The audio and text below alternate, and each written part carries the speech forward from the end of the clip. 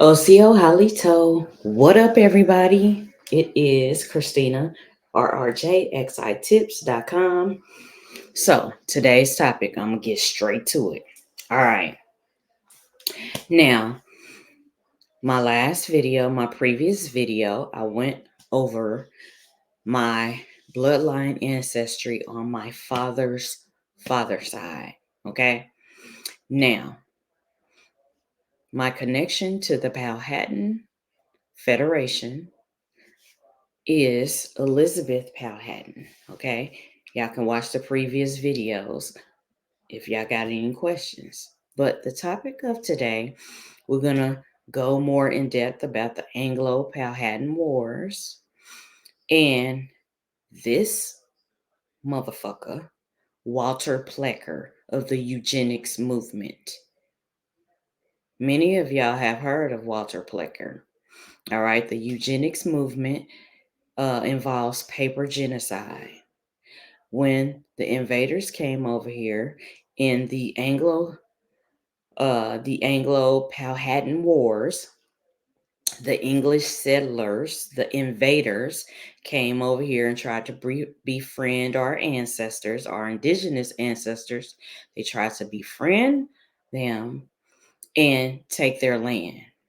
So, as they took their land, they had to fucking fight our ancestors, though. Our ancestors put up a fight.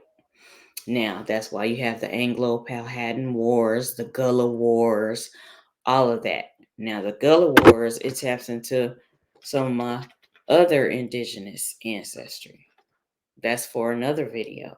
But Walter Plecker and his eugenics movement, what they did was they tried to whitewash all of the dark skinned Indians that were here when they landed here.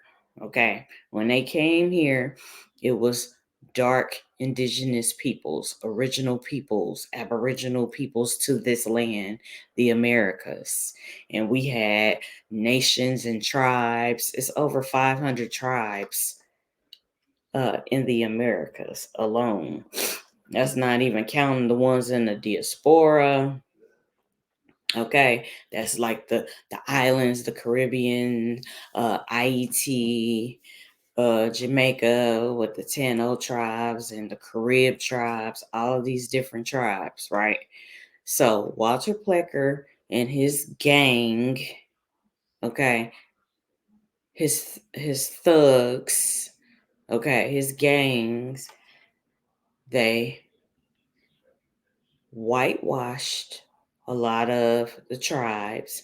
And with the census rolls, they started labeling our people by this little caste system, their little class system, white and black. Okay, at first there was not Indian on the census rolls. They had white, black, and then they had mulatto and they had Indian. All right. It was like against the law, or you would be killed if you tried to claim your Indian ancestry. Thus, you have the $5 Indians, where those Caucasian English settlers, uh, they basically got on the rolls, hence the $5 Indians. So, this paragraph that I'm sharing my screen, this is from nps.gov. And I'm going to show y'all the beginning of the page, but we're going to focus on this son of a bitch, Walter Plecker. He is a white supremacist, all right, in the eugenics movement. But this is the website. This is the National Park Service, Historic Jamestown, okay? Now, I'm looking at this because this is breaking down the chronology of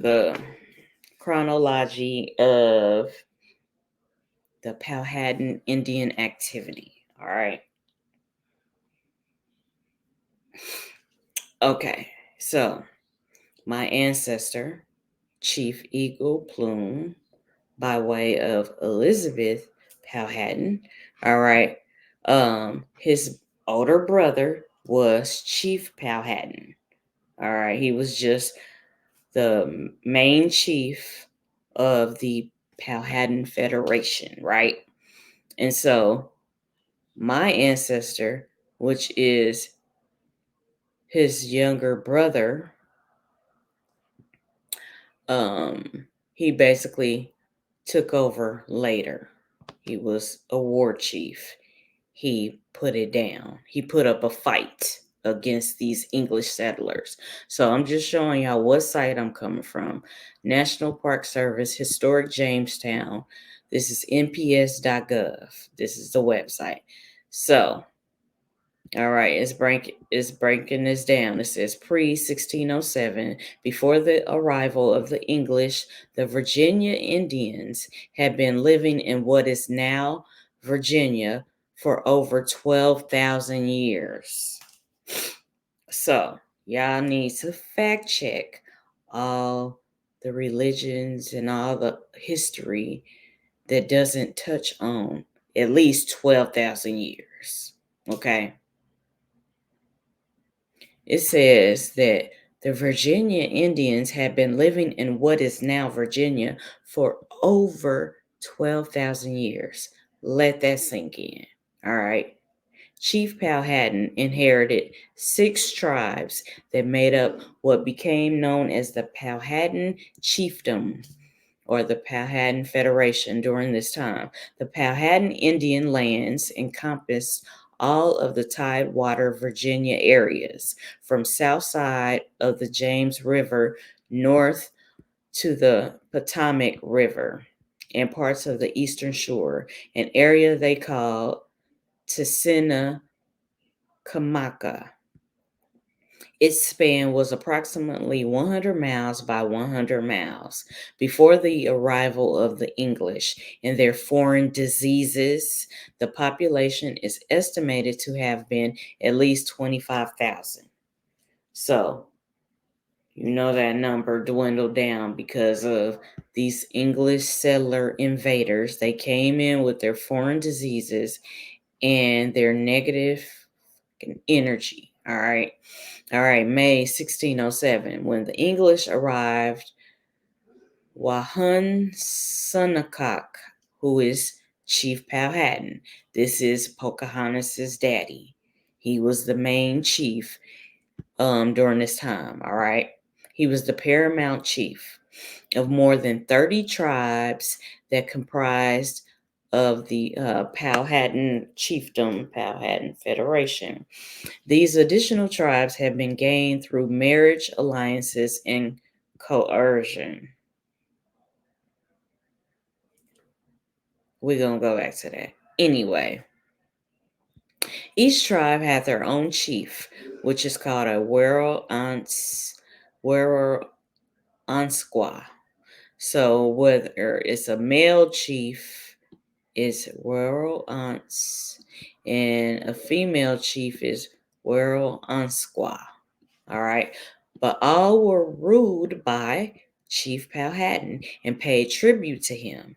By this time, the population of the members of the chiefdom was about 15,000. These are the peoples the English interacted with most. So right here is a picture, their little depiction of Chief Powhatan, right here, the main paramount chief, is seen by the English. This is on John Smith's map.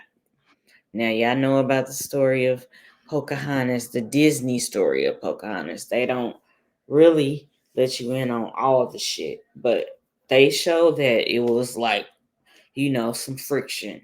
Okay. Now, all right. So, all right.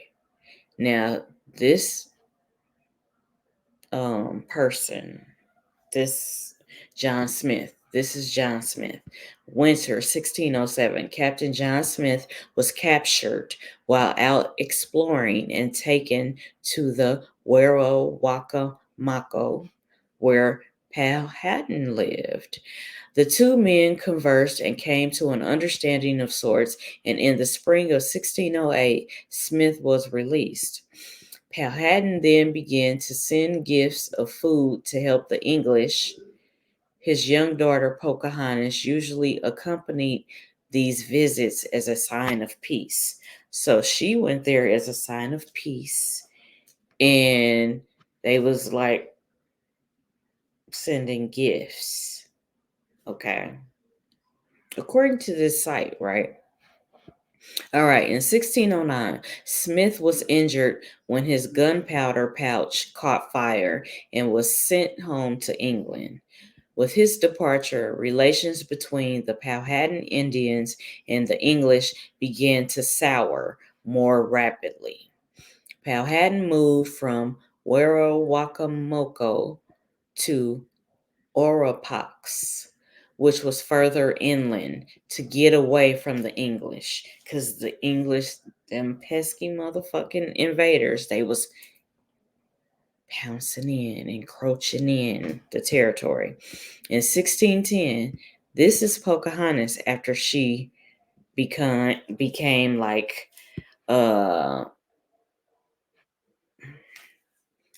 Englishized, okay? Because this is really not her in her true regalia, okay? Okay, so Powhatan was the main chief, the paramount chief of the Powhatan Federation.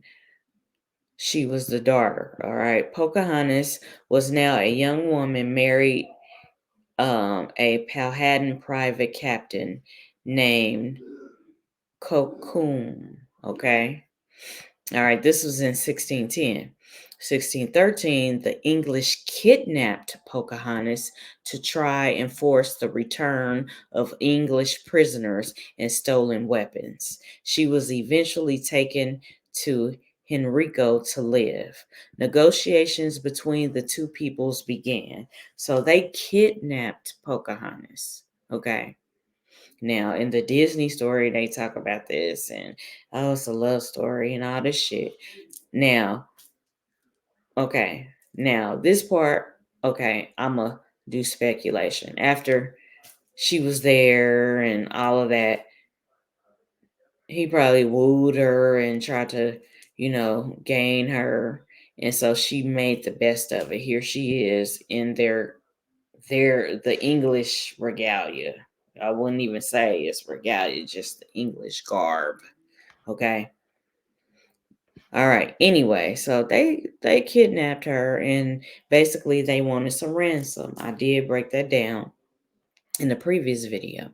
Okay, 1614. While in captivity, Pocahontas was taught English ways, the Christian faith, and baptized Rebecca. So she changed her name from Pocahontas to Rebecca.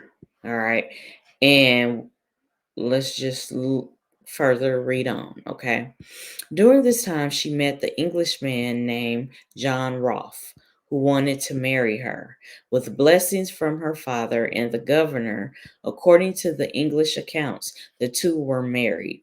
The marriage solidified a peace between the English and the Powhatans that became known as the Peace of Pocahontas.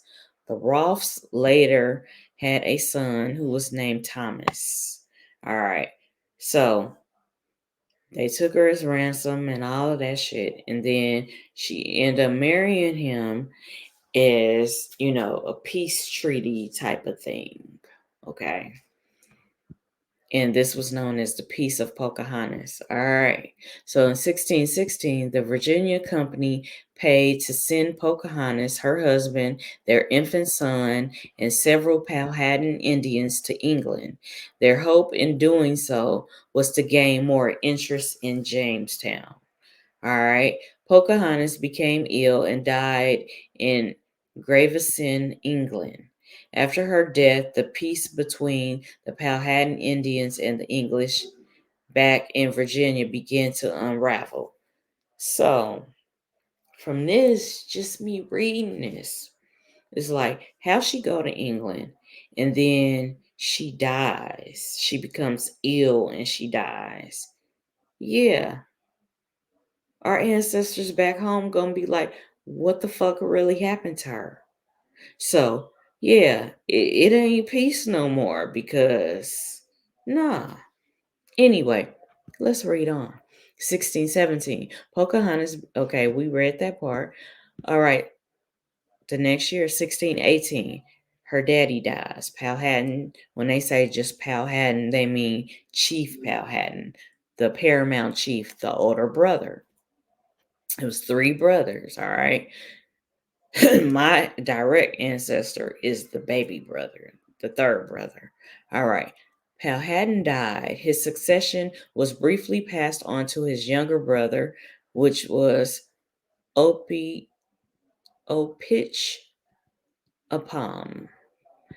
and then to his next younger brother, my ancestor, Opchancanough. All right. And this is my ancestor, Chief Eagle Plume, Chief Opechancanough. All right. Now, in 1622, tired of English expansion, Opchancanough planned a coordinated attack on the English settlers, the English settlements, because of a young boy's warning. Jamestown itself was spared. So, Chief Eagle Plume, all right, my ancestor, Opchancanough, he planned and coordinated an attack against on the English settlements.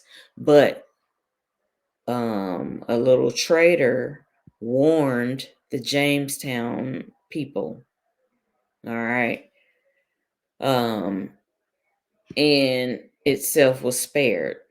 Many outlying settlements were attacked, and of a population of about 1,200 settlers, about 350, 400 were killed.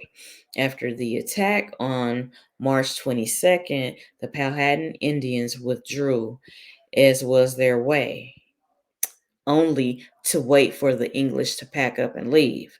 The English did not leave, and more conflicts arose and continued on and off for the next 10 years. Oh my God. 1644. Although the English population had risen to about 8,000, Opechancanough was still upset about the English encroachment on the land and planned another attack. Once again, approximately 350 to 400 English were killed. In 1646, Opechancanough, who was about 100 years old, he was captured by the English. All right.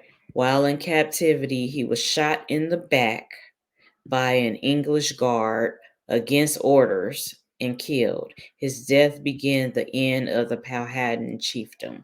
Okay. So in 1646, a funky ass English invader guard against orders from his superiors shot and killed my ancestor. All right. So in 1646/77, treaties were signed between the Powhatan and the English.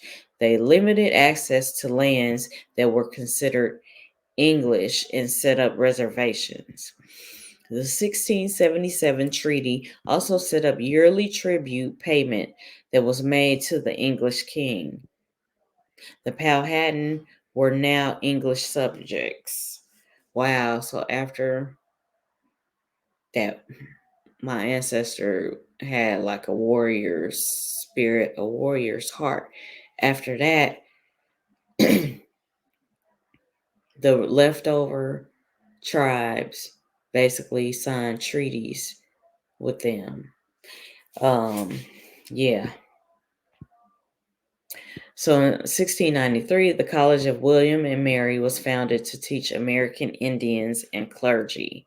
In the early 1700s, Governor Spotswood told the Powhatan Indians he would remit their yearly tribute payments if they sent their children to the school. So this is when, excuse me, they tried to take the Indian out of the people and make the Indian an English settler, right? It's a psychological warfare. All right. By the late 1700s, funding for the college was diverted elsewhere, and the school was closed to non-whites until 1964. See how they do that shit? Anyway, 1700s, more Indian lands were lost, including the reservations of the Rappahannock, shortly after 1700. And I have this book. This is a good book recommendation. Along the Rappahannock. It breaks down some history by Anita Wills. All right. I know my green screen is doing a lot, but check out this book. All right. And another book recommendation that I have is That the Blood Stay Pure.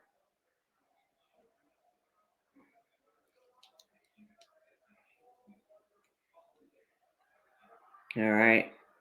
It is by Erica L. Coleman. That the Blood Stay Pure. All right. It's a good book. Y'all need to read this. This talks about the struggles of the original Dark Indians that were later reclassified, which is another part of this video that I'm doing with Walter Plecker and his eugenics movement and the white supremacists that basically supported this movement. But these two books talk about the discrimination against the original Dark Indians and basically the whitewashing and a whole bunch of other shit. Y'all need to get that book and read it. Okay. Especially That the Blood Stay Pure. Read that one. All right, so 1700s, more Indian lands were lost, including the reservations of the Rappahannock. Shortly after 1700, the Chickahominy in 1718, and then the Nansemond, who sold theirs in 1792. Some traditional ways were still practiced, but after decades of interactions with the English, many Powhatan Indians were identifying themselves as Christians and speaking English more and more. By 1800, many of the native languages were no longer heard. This is what this site is saying. I know that our ancestors, they still practiced their spirituality and culture and spoke their language. It just wasn't just out for the public. They still practiced their ways. Some of them, a lot of them did convert to Christianity because they were coerced and forced to turn to Christianity and learn English. All right. All right. In the 1800s, the desire to push the Powhatan Indians off their lands began again. This time, the specific target was the four remaining Virginia Indian tribes that still held on to their reservation lands. The whites also wanted to end their statuses and tribes. They always want to end some shit. They just gotta, the invaders, they had a ugly energy. All right. One reservation was sold by 1850, while another, the Nottoway Reservation, was divided by 1878. Do some research on Nat Turner. He is of the Nottoway bloodline. Research that, okay? Side note. Anyway, though many families held on to their lands into the 20th century. Then you have the Mattapony and the Pamunkey are the only two tribes that refuse to give in to the attempts and still maintain their reservations into the present day. Shout out to the Pamunkey and the Mattapony tribes. Shout out to you. I share you. Yes. Y'all can see my background, my little green screen. Anyway, but shout out to the Pamunkey tribe and the Mattapony tribe because they had resistance. All right. They like, we holding on to our land and our culture. Okay. They was like, we holding on to our shit. Okay. All right. I salute. All right. Now, this is where we get into the little racism. All right. It ain't little either. In 1912 through 1946, y'all can fact check me. All right. We got Walter Plecker was the head of vital statistics in Virginia during this time. He was a follower of the eugenics movement and a white supremacist. All right. Plecker performed what amounted to paper genocide against all Virginia Indians because he wanted to deny they existed, as he thought they were no true Indians in Virginia.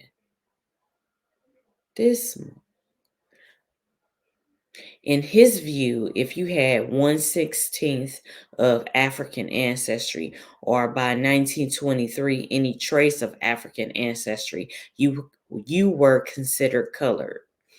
But they are embellishing some bullshit right here, because this is the thing. We'll have to do another video on this. But another group that does some good educational videos is this group called Indeed. All right. What's her name? She's an elder, a matriarch. Her name is Silver Fox.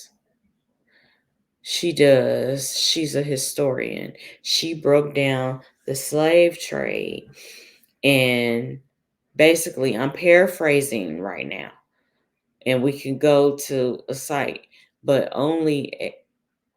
they lied about the percentage. Only a small percentage of Africans were brought here. All the other dark-skinned Indians, what people call Negroes or colored, were already here. Okay. They did a lot of traveling. Some they shipped to the Caribbean and then shipped back here. Some they shipped to different places and shipped back here, but they were from here. But that's a whole nother video. We can touch on that if y'all want to know. All right. The Indeed group, they do a lot of indigenous education, and matriarch Silver Fox, she has a lot of good historical information that you won't read on the average site or hear about in the average book. Okay, she breaks the shit down. She actually has a book. All right, I still got to get her book, but go to their website. Okay. All right. So, So this is the paper. This is a part of the paper genocide. When you take dark-skinned Indians that were already here, and then you start changing their identity on paper versus via the census records. You start changing their identity. You start putting your little caste systems, saying these people are African. Everybody that's of color is not from Africa. Every continent on the planet, their original people were dark-skinned people, what you would call Negro, dark-skinned brown people, what you will call the misnomer, black or African. Everybody that was dark-skinned was not African. Do your research. Every major continent, their original people were dark-skinned people, from the darkest to different shades of the darkest. Okay. All right. Side note for y'all to understand. All right. So This Walter Plecker, who did paper genocide, all right, he wanted all documents such as birth certificates, death certificates, marriage licenses, voter registration, books, etc., to reflect this by not using the term Indian. The only two classifications, according to Plecker, were white and colored. Y'all reading this? Y'all reading this? My blood is starting to boil. And I'm sweating, so a flat iron my hair is sweating out. It's sweating out now. This white supremacist eugenics supporter, Walter Plecker, I'm going to read this again for y'all. All right, paper genocide. Look that up. All right. And basically, this was a whitewashing of the original peoples. All right. It says that basically the documents to reflect this by not using the term Indian, but the only two classifications, according to Plecker, were white and colored. So he didn't want the original peoples of this land, Indians, he didn't want them to claim their identity. So when you don't claim your identity, then you don't claim your land. Therefore, these English invaders, settlers, steal the land. Okay? It's a lot of treachery. And this is Indigenous Heritage Month. Shout out to all our indigenous ancestors who were a part of resisting and warring and battling and fighting against these English invaders that were white supremacists. All right.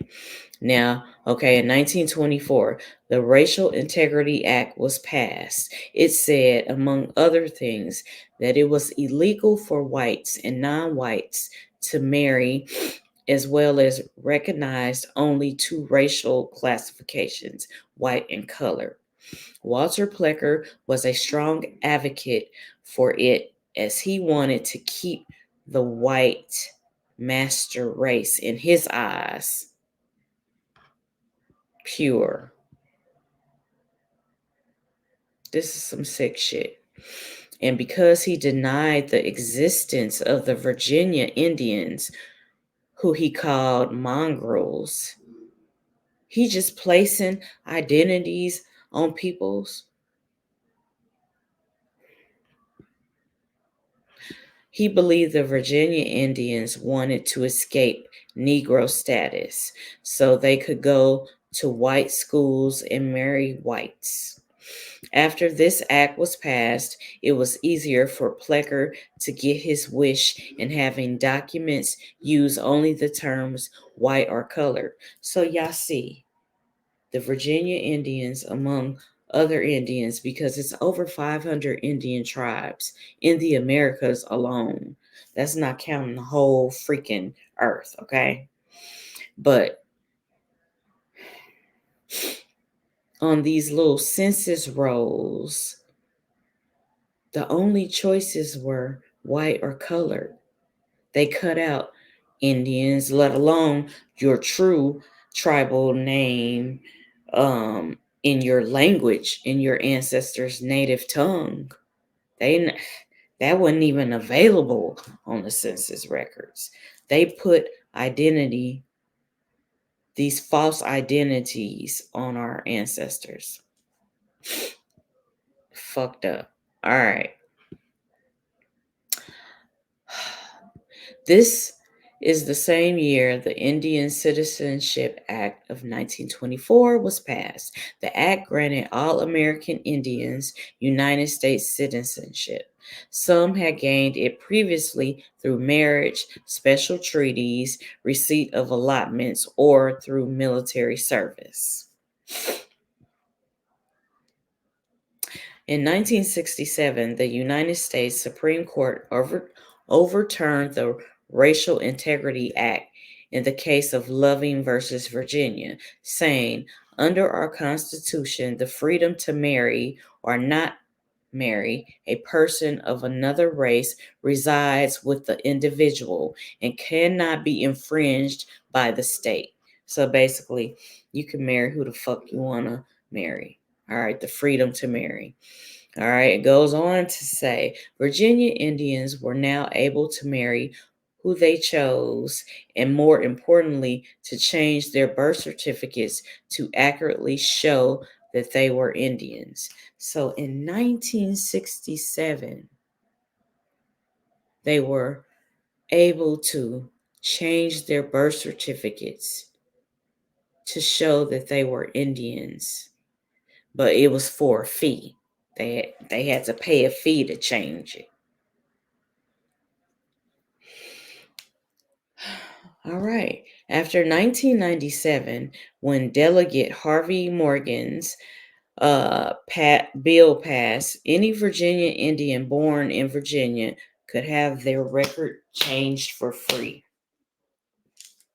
I'm going to drink to that right there.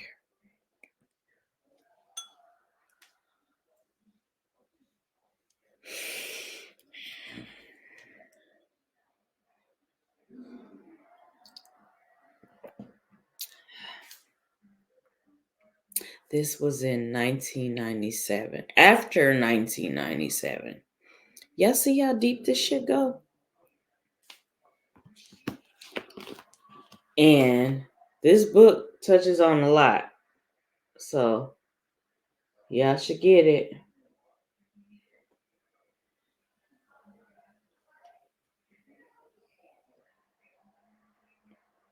I know my green screen is just fucking with it, but that the blood stay pure. Erica L. Coleman. Get this book. Read excerpts on it. Somebody probably reading it on YouTube or a site. Find it. Check it out. All right. In the 1980s, by the end of the 1980s, there were 7 tribes recognized by the Commonwealth of Virginia who were part of or allied with the Powhatan chiefdom. The Pamunkey, the Mattapony, both maintained their reservation lands from the 1600s. You have the Upper Mattapony, the Chickahominy, the Eastern Chickahominy, the Nansemond, and the Rappahannock. The Monacan Nation, who was never a part of the Powhatan chiefdom, but they were recognized by the Commonwealth of Virginia during this time as well. So in the 1980s, all these tribes were recognized, okay, in Virginia. This is separate from the 5 civilized tribes, okay? All right. In the 1990s to 2009, 6 of the state recognized tribes, all but 2 reservation tribes, all right, began seeking federal recognition through an act of Congress. They have tried to get the Thomasina E. Jordan Indian Tribes of Virginia Federal Recognition Act passed many times over the years. In March 2009, the tribe sent the bill to the House Committee on Natural Resources to start the process again. On April 22nd, the committee recommended the bill be sent on to the House of Representatives, who passed it on June 3rd. All right, this was in 2009. The Senate then referred a companion bill to their Committee on Indian Affairs, who had it sent to the full Senate on October 25th. The bill was then placed on the Senate legislative calendar on December 23rd, 2009. This is the farthest the bill has ever gotten in the congressional process.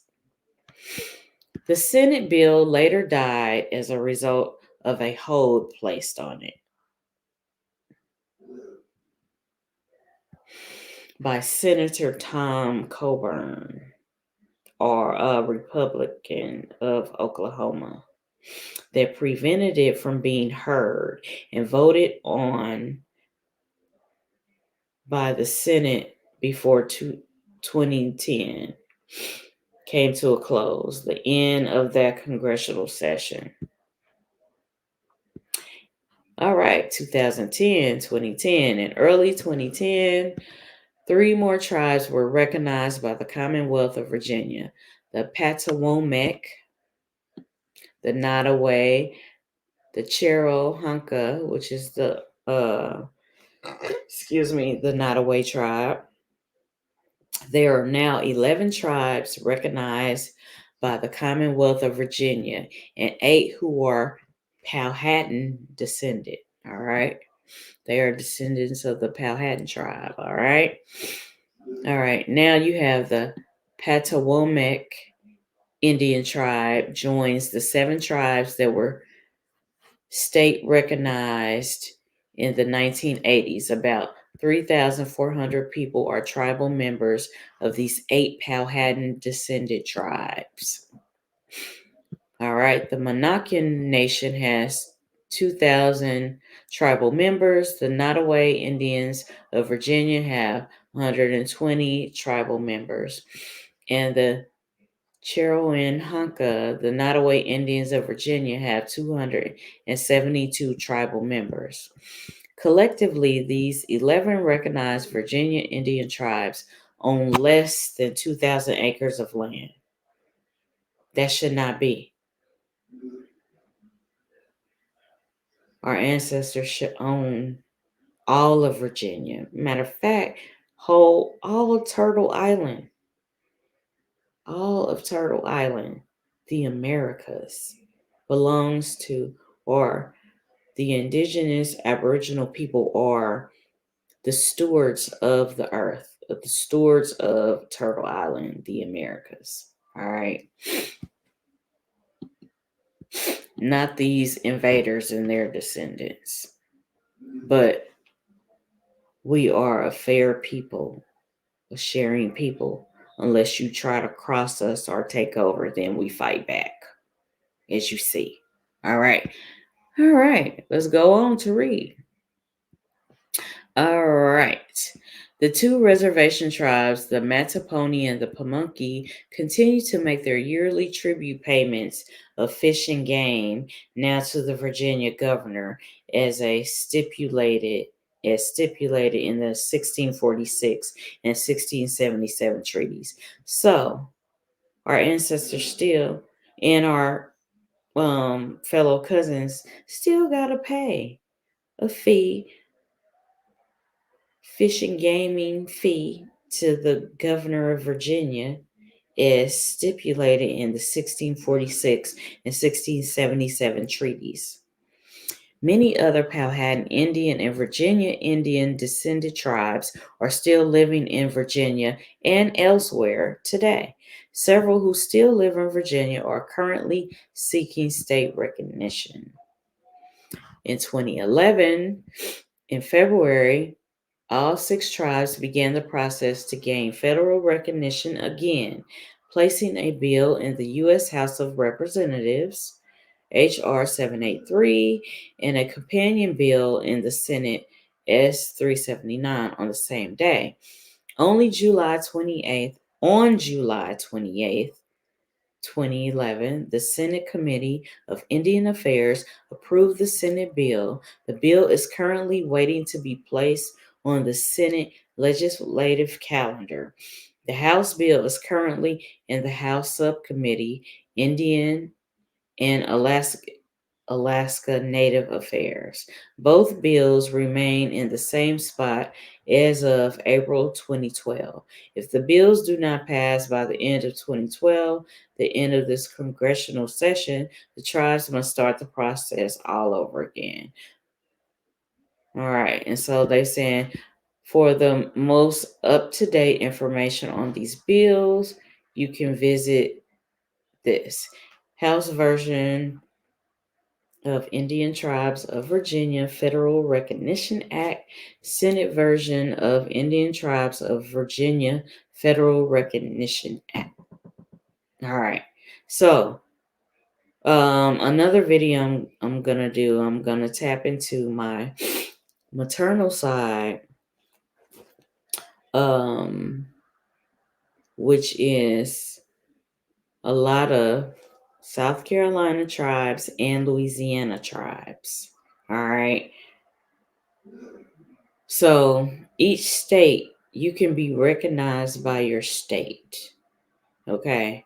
Which is, okay, your ancestors' homeland, and it became state such and such. Because Powhatan Federation, which is now Virginia, it wasn't called Virginia at first. So you're going to see this happen in a lot of states. All of the Americas, which is Turtle Island, used to be called by different tribal names in different tribal languages.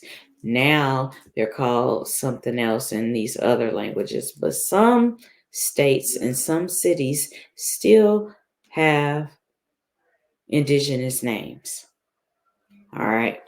Y'all can research on it, but we're going to, delve into this because it is November, Indigenous Heritage Month. So we're going to delve deeper. But I just had to share some of this history, this rich history with you all. Happy Indigenous Heritage Month. Firekeepers stay lit. Firekeepers are descendants of our indigenous ancestors that keep our ancestors' spirituality and culture alive.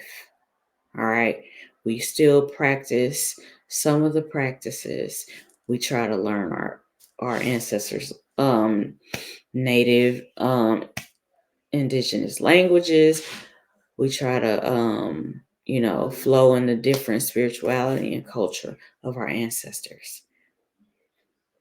I salute you if you're doing that. If you paying respect, if you're keeping the memory of your indigenous ancestors alive, I salute you. Ashayo. Peace. And I will be back with some Louisiana Indian tribes and some South Carolina Indian tribes. All right. So I love y'all. Firekeepers stay lit. Peace.